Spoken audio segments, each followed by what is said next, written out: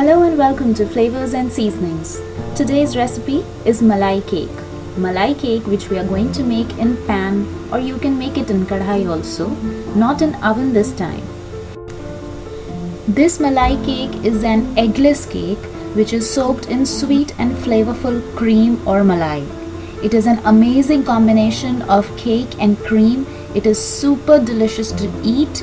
It serves the purpose of a complete dessert in an Indian style. It's a no oven and no egg cake. So let's see its ingredient, what all we require to make this cake. To bake the cake, we require 1 cup of all-purpose flour or maida, half cup of curd or yogurt, 3/4 cup of condensed milk, 1 cup of cream, 1 teaspoon baking powder, half teaspoon baking soda, 1/4 cup of oil and powdered sugar, half cup. Now let's see what all we require to make the rabri or malai. 4 cups of whole milk, 3/4 cup of condensed milk, 3/4 cup of cream, chopped nuts. I've taken pista and almonds over here, 1 teaspoon cardamom powder and some saffron strands. So let's start the process of making this delicious and tasty malai cake in pan or kadhai. Firstly, we have to put the milk 4 cups on a stove top on low to medium flame. Add condensed milk to it. Do not put the milk on a high flame, otherwise it will get burned from the inside and will stick at the bottom. Now add heavy cream to it or malai. You can use homemade malai or market-based heavy cream. Add cardamom powder 1 teaspoon. Add some saffron strands to it for the yellowish color and the flavor, and mix everything well. Now you have to let the milk boil. Let it boil nicely. Keep stirring so that it doesn't touch the bottom and burn itself. We have to cook the milk by constantly stirring until it reduces to half the quantity and becomes thick and nice. I have not added extra sugar to the milk because we've added condensed milk to it and it is sufficient for the sweetness, but if you want, you can add sugar according to your taste. Now you can see the milk is boiling continuously and it is reduced to half of its quantity. Our rabri or malai for the cake is absolutely ready. We need to now keep it to cool down completely before serving on the cake. Let's start making the cake now. In a large bowl, add sugar, add oil, curd, condensed milk, heavy cream. These are all the wet ingredients you need to add one by one and mix them thoroughly until a nice mixture is formed. The mixture should be of no lumps and you have to mix this nicely until the sugar is dissolved. You can see I'm adding cream here in batches and mixing it nicely. We need to whisk it till it is nice and smooth. See, the consistency is nice. Now is the time to add our dry ingredients to the cake batter. I'm sifting the dry ingredients. Add all-purpose flour or maida, baking powder and baking soda. Now we need to sift this so that it generates air pockets and the cake is nice and soft. Process of sifting is important to get a soft and spongy cake. It will also help to separate any lumps or impurities in the dry ingredients.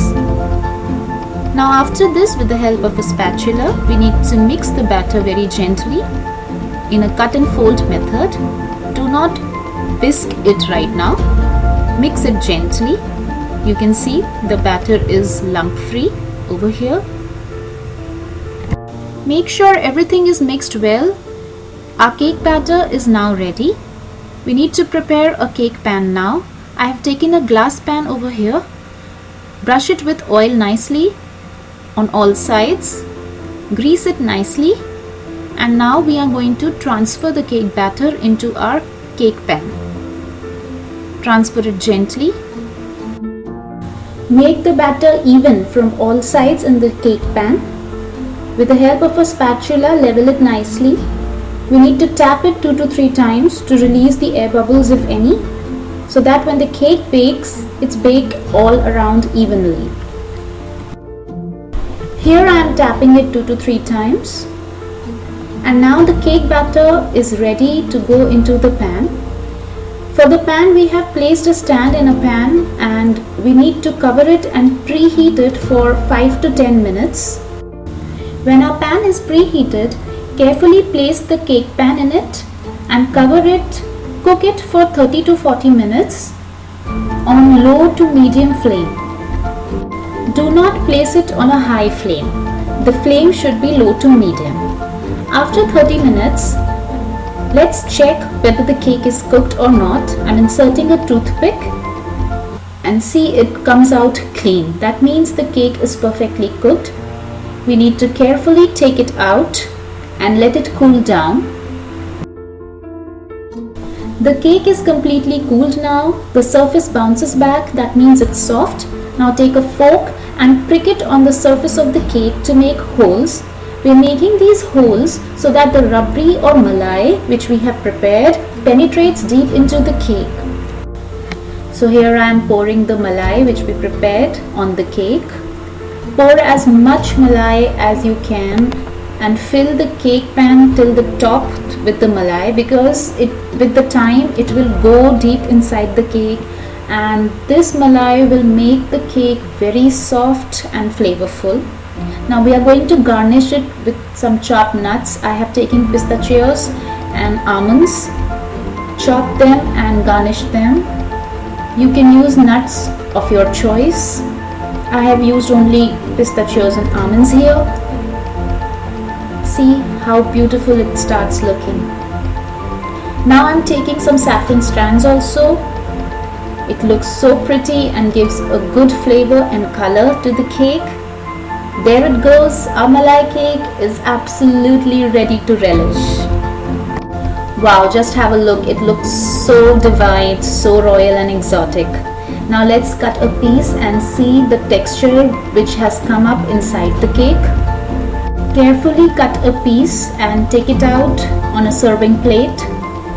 Pour some extra malai or rabri on top. Garnish with some extra nuts if you want, and enjoy. So here it goes, our malai cake on a serving plate. I'm pouring some extra malai on top of it, and look at this. It is so good. It looks so gorgeous. Here we go, cut it and see how soft it is. See how stable and soft it is. It's an eggless cake and has come out so good. The rabri has penetrated deep inside, you can see it. So guys, this was our eggless malai cake recipe. Hope you liked the recipe, and if you like it, please try it at home and give your feedback. Your feedback and thoughts are very valuable to me. Please hit the like button and please don't forget to subscribe my channel. Thank you.